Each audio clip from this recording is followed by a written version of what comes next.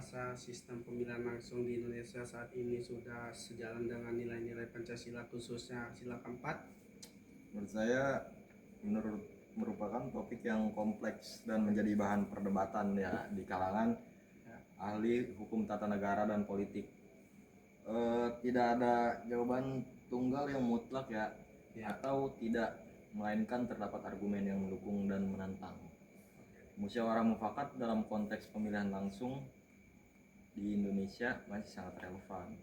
Namun perannya telah bergeser dan berfungsi secara komplementer, saling melengkapi, alih-alih menggantikan proses pemungutan suara itu sendiri sih. Oke, makasih ya Bang. Iya, sama-sama. Perkenalkan, nama saya Kevin Dostepu dari mahasiswa Universitas Esa Unggul. Pada kesempatan ini saya akan wawancara.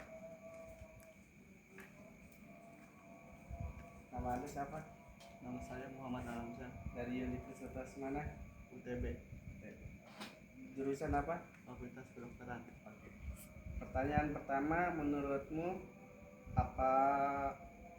apakah pemilihan langsung efektif dalam menghasilkan pemimpin yang berkualitas dan aman? Baik dalam studi akademis maupun di ranah publik, tidak ada jawaban tunggal yang menyatakan sistem ini sepenuhnya efektif atau tidak efektif, karena masing-masing memiliki kelebihan dan kekurangan signifikan. Pertanyaan kedua, apa saja tantangan utama dalam melaksanakan pemilihan langsung di Indonesia saat ini? Tantangan ini terus muncul dalam siklus pemilu dan pilkada, termasuk yang baru-baru ini terjadi pada pemilu serentak 2024 dan pilkada serentak 2024. Oke, makasih ya sudah wawancara. Oke. Kelas. Empat orang nih bisa diwawancara nggak? Bisa. Nama kamu siapa? Nama saya Juan Al-Ghifari. Kerja di mana? Kebetulan sekarang lagi berkuliah di Tangerang. Tangerang. Nama universitasnya? Esa Unggul, Saya Unggul ya. Jurusan? jurusan psikologi. Bagaimana Anda mendapatkan informasi tentang demokrasi pemilihan langsung sila keempat? Oke, saya mendapatkan informasi mengenai demokrasi, Ya. pemilihan secara langsung dan hubungannya dengan sila keempat Pancasila diperoleh melalui sintesis data dari berbagai sumber terpercaya, termasuk jurnal hukum, artikel penelitian, publikasi lembaga pemerintah atau KPU, dan laporan berita nasional. Oke.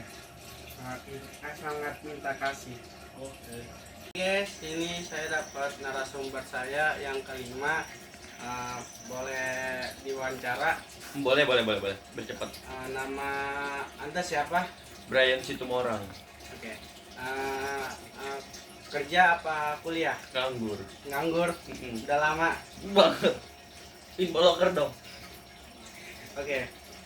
Apakah Anda merasa bahwa generasi muda saat ini cukup memahami hubungan antara kedua hal ini?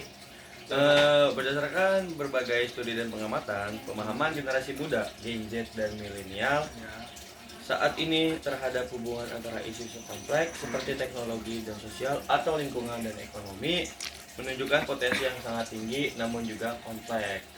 Oke. Makasih banyak ya, Ya. Pak Brian. Iya, sama-sama. Oke.